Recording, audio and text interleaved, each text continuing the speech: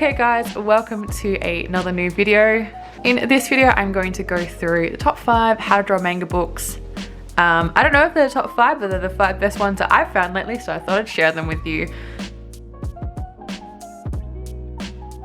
There's a bunch here, as you can see. I'm pretty picky when it comes to how to draw manga books. There are so many manga books that are just bad. I don't know how else to say it. Like, some of them are probably really good if you are very young, if you've never drawn before and you're really wanting to get into it, and breaks down the basics. But some of them are just really bad. Even the art on the cover is bad. I'll put in some examples here for you. So the reason why I wanted to do this video is I've actually found some really good ones that I saw and I thought, you know what, these are good. I've been drawing most of my life for a number of years. You can see my videos, you can see my sketchbook tours. I draw a lot, okay? And even though my style, I don't draw manga, what inspired me to start drawing in the very beginning was anime and manga. Like, I was a 90s kid, I was drawing Pokemon, I was drawing all of that sort of stuff, and even now I'm still inspired by a lot of anime. Even though my style isn't directly the same as this, I still draw a lot of inspiration. So these books I'm going to show you today are really, really good if you're looking to draw in the manga style, but also are good if you have your own developed style and you want to add some spice to it, learn some fundamentals and do something a bit different. So hope you enjoy this video, and I will leave links in the description of where you can get these. So first book is the Complete Guide to Drawing Action Manga. It's a step-by-step handbook, and actually most of these books are published by Tuttle. I'd never seen them until recently. The reason why I picked up this book is that it has a lot of action sequences, and already I can see from the cover that whoever illustrated this has a really good grasp of basics. They've got their own style and it's just really lovely rendered. Some of the covers of manga books that you see, or some of the very early ones back in the early thousands, are just bad. So I'm going to do a very quick flip through so you can get a feel of the book, but it doesn't spoil the book if you do want to get it. Has a lot of action poses, has how to do the panels to give a sense of how to have action in your story if you are writing manga. But these are also great if you are an illustrator or even an animator. You can adapt things from here. I like that all of these images, you can see they utilize like the face. It's not just the body or the line of action, it's how you do the face, it's foreshortening. All of those sorts of things really contribute to giving a sense of movement and action in your piece.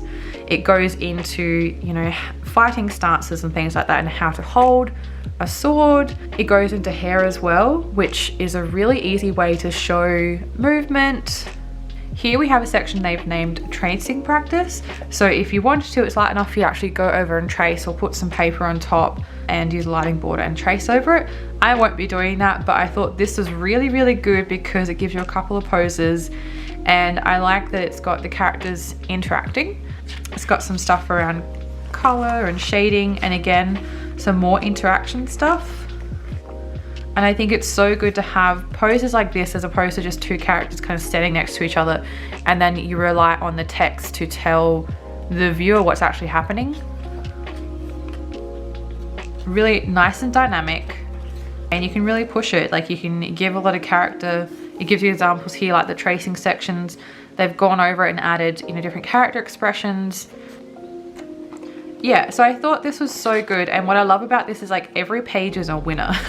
I love this as well, like the clothes, how to draw clothes with lines of actions, like where it's being pulled, wrinkles and stuff like that, which quite often some people might sort of miss, or just because they're not sure of what to draw, they'll draw skin tight things that show no action within that. And I think there's so many different ways that you can be dynamic and show action in this. So yeah, this has to be one of my favorites that I've actually got recently.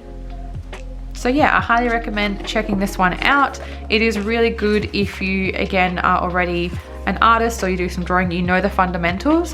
What's good about this one is, from what I can see, they do go into some fundamentals here, but they don't have what every single drawing book has, which is like your pencils and stuff, and like how to draw, what supplies you need. So this is good if you're an intermediate or an advanced artist who's just wanting to add something to your collection and increase your skills. Next is another book from the publisher Tuttle. Now it's very similar to the other one. I kind of feel like with like the lime green band, they make it feel like it's part of the same series. So this is really around drawing facial expressions. It says Ultimate Bible for beginning artists.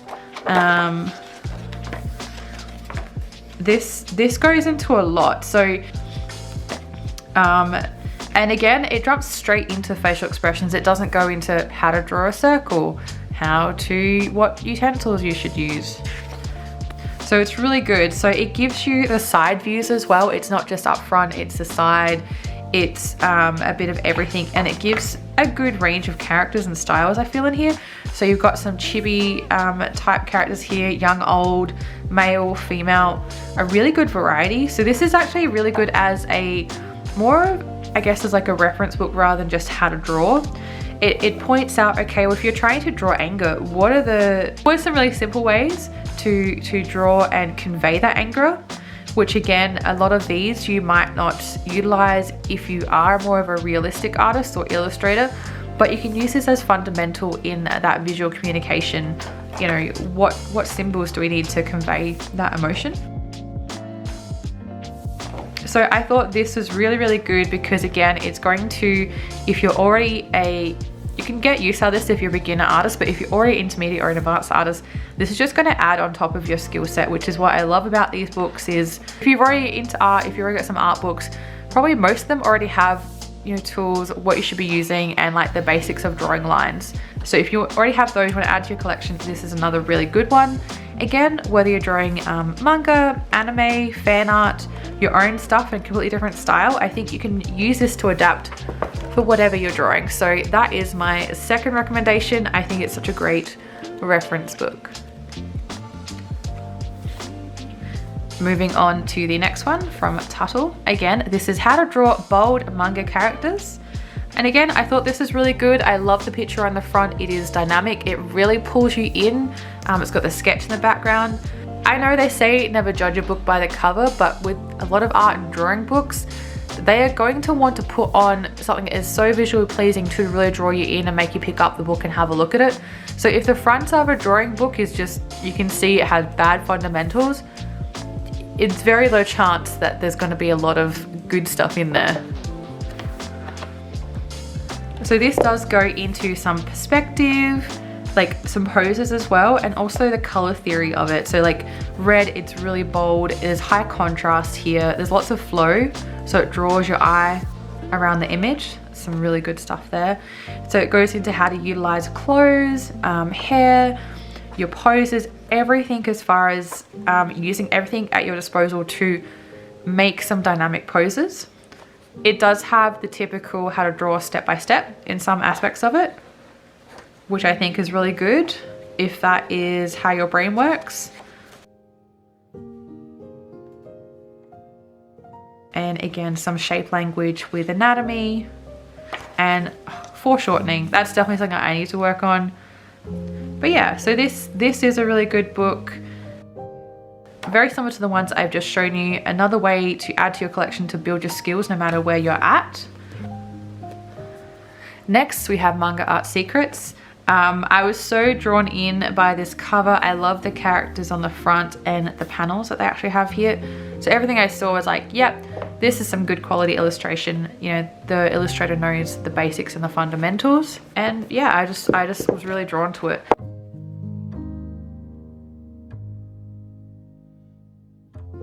This goes into some poses, some clothes, breaking it down into ages as well, like how to draw teenage boys, babies and stuff. And what I really like about this book is that the main illustrator actually has a guest artist in each section, so you get to see some different styles from how other people draw, some really in their tips and tricks that they would offer. I think this is, again, a really good book to add to your collection. There's lots to draw from it. It's good to use to learn, to practice, and then keep as a reference book. It's laid out very differently. I like how there's lots of color in the layouts of this one. It feels really curated. And I like the illustrator's main style in here too. breaking down to the body parts. Hands, oh my god, hands. Because hands are really hard, and if you have an artist that can draw hands as beautifully as this, then you know it's going to be a worthwhile book for sure.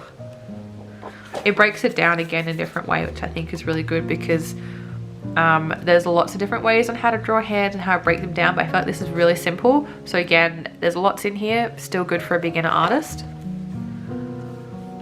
Very simplified. I like the hair stuff as well, lots of different hairstyles for male and female, and some more guest artist stuff in here. So yeah, some basic expression stuff in here, and facial features. It does like a very simple how to draw a face, but that doesn't take up much of the book, and a very small section on, you know, tools for drawing. So I think this is a really good style as well, so definitely check it out if you like this style, if you like the book. You know, links are down below. And last in this little tour of some manga books, I had to pick this one up. I thought this was so cute. I've seen some chibi books, but they just didn't look right to me. What I love about this is it draws me in. I think they're so cute, but they're not super simplified, they're not super basic. And I'm glad that I picked this book up to look at, because it has a bunch of different chibi styles. So gives you some example of their artwork as well. And like, look, they're so cute, and they're actually really well detailed as well. Like, even though chibi is like its own distinct style, there are so many different ways to chibify a character or an animal and draw it. And that's what I love about this book. It really breaks it down, the art of the chibi. It actually breaks down the proportions for figures, like for example 1.5 heads tall, and it breaks down how to draw them in different angles. So chibi basics, 2 heads tall, which I think this is what I tend to do, or like maybe 2.5 heads tall. But I'd never really thought about when I draw chibis, like the math of it. So sometimes they're not consistent. I like this if you want to develop that consistent chibi style. Yeah, so mine are more like this, I think, and that's just from, I don't know, just how I draw them. 3 heads, 3.5. So there's lots of different ways, and I really, really like how it breaks it down and gives you options. Some poses as well. Expressions. Wow, it really goes into all the different kinds. And then I love this because it actually shows drawing different body shapes with chibis. Quite often people just draw chibis and they don't think about different body types. Like, oh, it's chibi, it's just simple. And it's like, I can understand if that's a design choice you're making, but sometimes people might just be making that choice because they don't know how to do it, so they just like default to whatever size. So I like there's some representation here for both men and women, different hairstyles, which is so cute. And then going on to expressions, I love these so much. It really goes into how to draw the expressions and simplify them and keep the chibi proportions. I think is going to be hard, like might be hard for some people. They might make the eyes too big, or you know, inconsistent with how they've drawn them. So this is really good. Like, I think chibi drawing like this with the expressions is really good if, for example, you are an artist that does Twitch emotes. Well, here you go. You only have a very small, limited space to work in. Chibifying character, or you know, a Twitch streamer, if you're doing commission, is a really good way to get that expression across and for it to be readable in such a small size. So I thought these were so cute. So emotions, actually drawing them in action. So walking, doing different things, posing, attacking. So if you're designing for a game that has chibi characters, you can actually animate them and make them look good. Again, or for a manga, but I feel like the chibi sort of stuff is very quick and expressive, so it's really good for games or for graphics and things like that. And I like this, it gives you an example of side by side, like the smallest and then like, you know, a 4 or 5 head chibi, so you can see them side by side and compare them. Outfits. I really like how they've done this actually. I think that's so smart. It gives you a sense of like how to translate from a really large chibi to a small one. So if you're again drawing a character, so this might be their overworld sprite or icon, and then this is like in dialogue or close-ups. Oh, these are so cute. We're riding a dragon. So cute, really well done, really thought out and well illustrated for the viewer, for the reader, sorry. A lot of action stuff in here. And then it goes into coloring at the very end. And then some basics in how to color digitally for those chibis. Adding highlights, all of that sort of stuff. I thought this was a really, really good book as well, even though it might not be, at first glance, it might not be as technical as some of the other books. This I thought was just such a cute staple, and again, really well done. Even though it's a beginner's guide, you're going to get use out of it if you're a more advanced artist. So yeah, those are my recommendations at this stage. I have a lot more art books in my collection, but these I felt were the top 5 anime and manga books. I'd love to know your guys' thoughts and recommendations. Do you have a book that you recommend and that you love and you think should be in this top 5 list? Are there books here that you've never seen before and it's making you consider actually go get them because you think they're going to be so helpful? Let me know in the comments down below. I'd love to know your thoughts. I hope you enjoyed this video, you got something out of it. If you did, please leave a like and comment and all of that YouTube stuff. Hit the subscribe button if you enjoy this kind of content and want to learn more about art and drawing and sketchbook sort of stuff, because that is my jam here on YouTube. But yes, thank you guys so much for watching. I'll see you in the next video, but until then, keep drawing.